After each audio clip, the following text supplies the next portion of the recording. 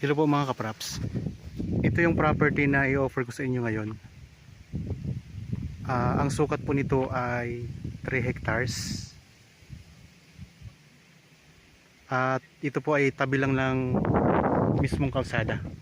Tara, dito muna tayo sa kalsada mga kapraps. Yan, ito na po mismo ang barangay road. So pag diniretso natin yan, marami pa diyang mga barangay. At ito natatagpuan natin sa bayan ng Cavinti, Laguna. Ito naman po, ang direksyon na to ay papunta sa highway. Pag tayo po ay kakaliwa, pag nasa highway na tayo, papunta yan sa town proper ng Cavinti. Tapos sa kanan naman po, papunta naman sa Pagsanhan, Lumban, papuntang Santa Cruz. Yan. Tapos ang property ay may bakod na po siya na barbed wire. Tara, pasok tayo. Meron na ang linya ng kuryente at meron na ring access dito ng tubig. Bali, hindi siya ganun kadaming mga tanim na mga puno mga kapraps. Pero meron naman siyang mga tanim. Ang ganda lang niya kasi tingnan mo. Ang lupa ay nababalot na po siya ng Carabao grass.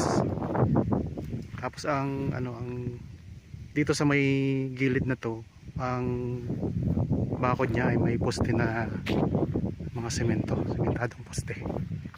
Tara, ikot tayo dito. Medyo malawak po ito mga kapraps kasi 3 hektarya nga. Samahan nyo lang po ako sa paglilibot. Ayan, may mga tanim siya na puno, tapos may mga kawayan sa gilid. Pero pine tree, ang ganda ng pine tree. Ito pala mga kapraps ay katabi ng Hamston dito po sa Cavinti.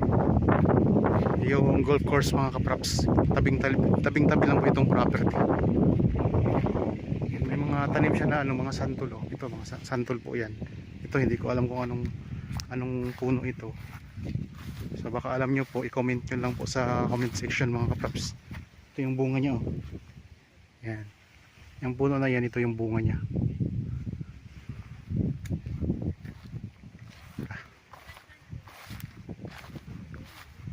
Meron siyang meron ditong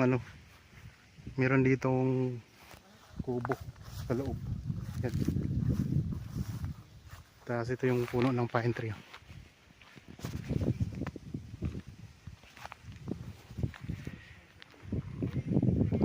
Ikutin natin to para makita nyo. Ang ganda niya. Ang aliwalas ng klima dito mga kapraps. Hindi ganun kadaming puno. Maaliwalas siya. Ito yung santol na isa pang puno ng santol. Dalawang puno ng santol na nakikita ko ngayon. Tapos meron din siyang puno na langka. Meron pa pala dito ang puno ng santol.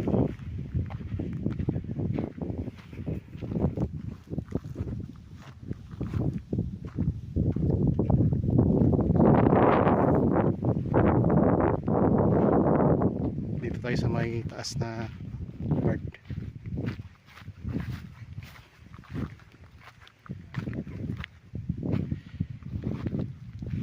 Meron tayo ditong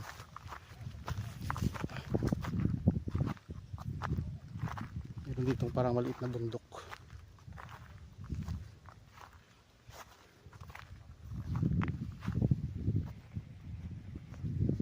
Ano yan dyan? Lake? Oo, may sarili. Sa Hamston na yan? Top-down ito yan. Ha? Top-down ito yan. Sako pa yan ito? Sako pa yan? Sako pa ito? Yamit tubig sa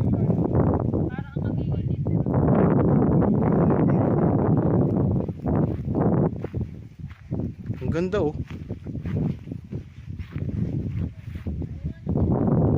Saan ang lusot ng tubig na yan kuya? Saan ang lusot ng tubig? Istak lang yan dyan? Istak lang yan dyan? Hindi ba hindi mga nilulusot pa yan dyan. Tinatin natin. Kasi hindi talaga sapol talaga yan. Yan Ganda dyan, dito sa dalim yan. Tumatagas yan dyan. Kapal yan. Yun yung Hamston. Oo. Yun ang Hamston mga Mga kapraps. natabunan na yung iba, yung lake dyan ay yung mga pang ano. Ibig sabihin may lake talaga siya. Oo. Oo. Yung mga natabunan na yung iba, yung lake dyan ay yung mga pang ano. Yung Hamston na yan, Maliit na lake. Ang ganda. Ayan po, dati niya. Ganda ito gawin subdivision. Mga kapos, ang ganda nito. Ha? Ikot ko lang ang camera. So yun yung pinakadulo sa likuran. Tapos meron siyang maliit na lake mga kaprops. Tingnan nyo. Ang boundary nito hanggang doon sa gilid, sa likod. Ang boundary nito, yun. Yung pinakadulo. Hindi, yun yung boundary. Yung tubig.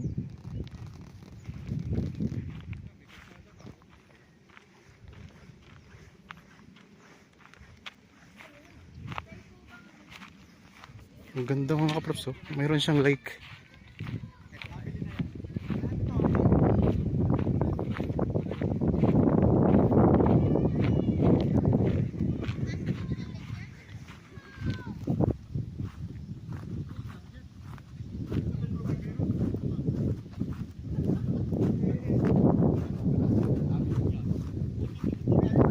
Okay, sa mga interested po sa property, kontakin nyo lang po kami sa mga contact details na nandyan sa inyong mga screen. Mayroon tayong Viber, cellphone number, Facebook Messenger at saka WhatsApp mga kaprops. Yan, ito yung pinaka boundary nya, itong lake na to. Yan, may tanim, may puno din ng ipilipil.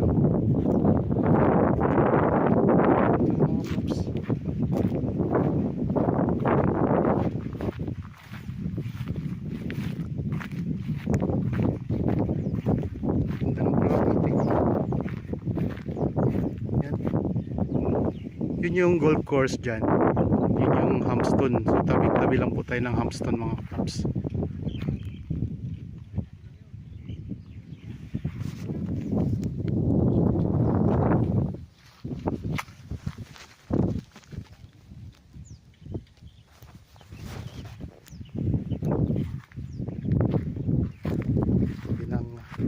Isang maliit na lake.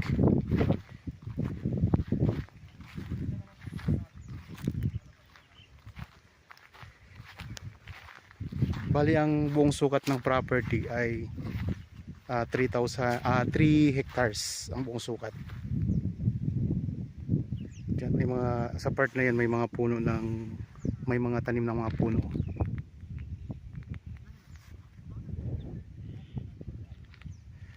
Ganda. Tara, ikutin pa natin. Iikot pa tayo. Excuse me. Tapos tingnan yung mga ano niya, mga damo niya. Puro mga Carabao grass yan.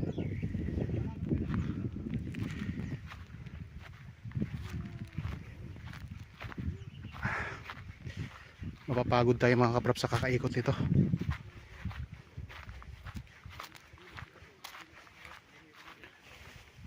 Kagandahan ang kagandahan nito ay tabing kalsada siya.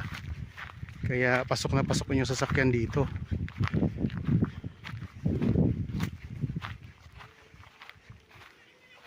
Yan, ito yung pinaka boundary. Pag ganun, akyat. Akyat naman tayo dito. Yan, medyo dito ay medyo may pa-slope. Ito pa-slope to na part. Pagdating natin sa taas, bibidyohan natin, ikot natin ang camera mamaya pag sa taas tayo.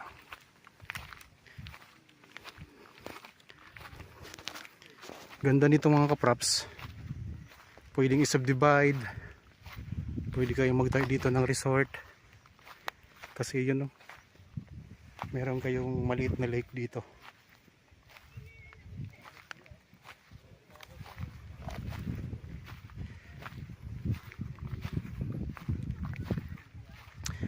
Tapos ang ganda niya kasi may mga mountain view sa palibot. Ayan, oh. Tanungan natin yung Mount Banahaw eh. Ikot ko lang ang camera.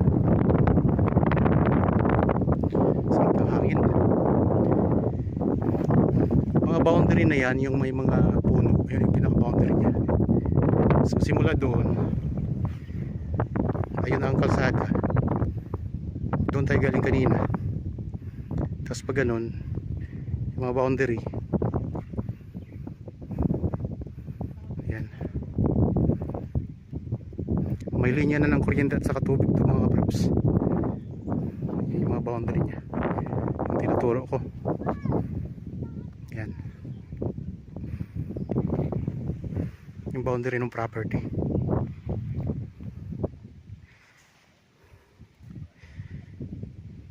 Ganda.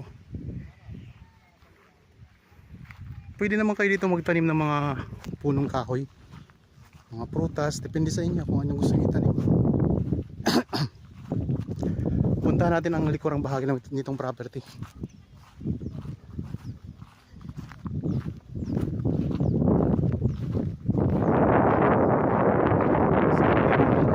Makaka-relax dito mga kaprops. Lalo pag nakita nyo yun, oh, yung golf course, ganda ng tanawin. Tapos may mga mountain views, paikot yan, mga mountain views yan mga kaprops. Ayun, oh, yan mga mountain view. Dito pa lang sa loob ng lupa, ang ganda na. Pwede kayo magtayo dito ng rest house. Kaliwalas ng klima, kahit walang masyadong puno, malamig po dito sa sa Cavite.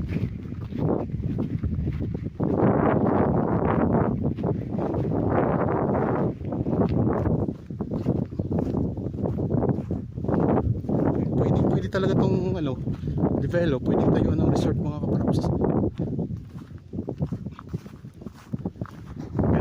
Yan na rin ang pinaka boundary niya dito sa likod. Dito ang ganda din ng tanawin dito, may mga farm tayo nakatabi.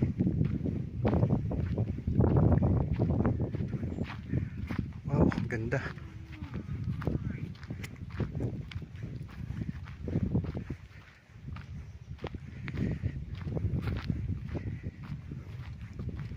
Tayo doon sa dulo ng boundary, sa gilid naman tayo. May ilaga ditong kalabaw.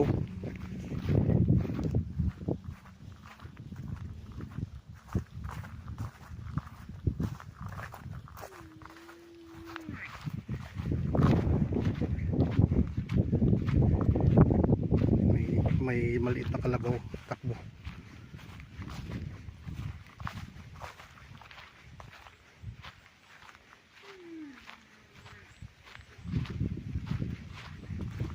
Hindi tayo lalapit dyan, wala palang tali, baka makahabol pa tayo. Dito tayo sa may gilid banda. So inikot ko lang po ang boundary mga props itong property.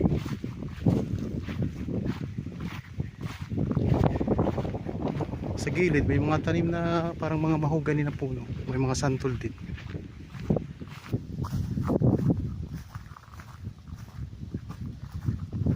Yung pinaka-boundary niya. Tingnan nyo, kinuha lang siya ng mga Carabao grass. May mga kumuha siguro dito para itanim.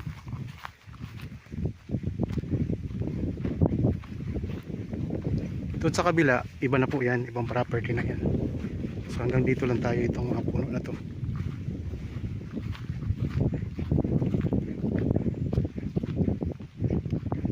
Yan. Ito yung boundary niya. Ganda mga kaprops. Lalo na pag nakita nyo ito ng personal, ang ganda dito. Tapos nandyan sa gitna yung rest house ninyo, nakatayo dyan sa may bandang puno. Best, ganda. Ang iba pang detalye nito ay mababasa nyo po sa description box. Nandun po lahat ng detalye. Tapos kung may mga may mga katanungan pa kayo na wala dyan sa description box, pwede nyo kaming tawagan, kontakin, text o kaya i-chat para malaman nyo po ang iba pang detalye na inyong gustong alamin sa property. Yan, may puno din dito na yung pinakita ko kanina, hindi ko alam kung anong pangalan, anong tawag. Yan, ang daming bunga niya.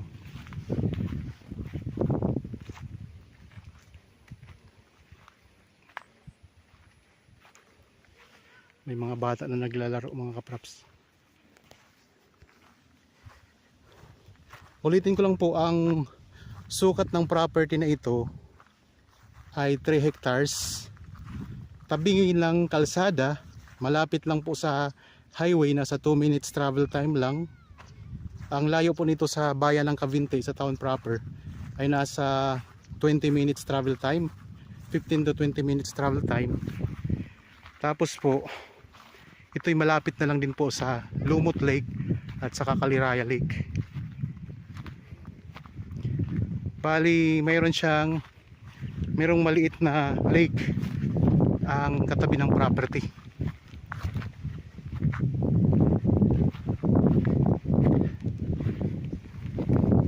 At ang ganda mga kaprops kasi may mga mountain views tayong matatanaw sa paligid.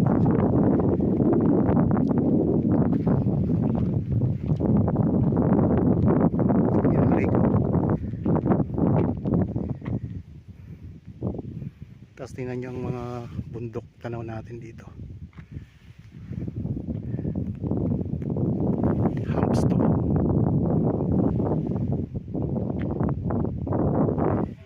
Ganda mga kapaps.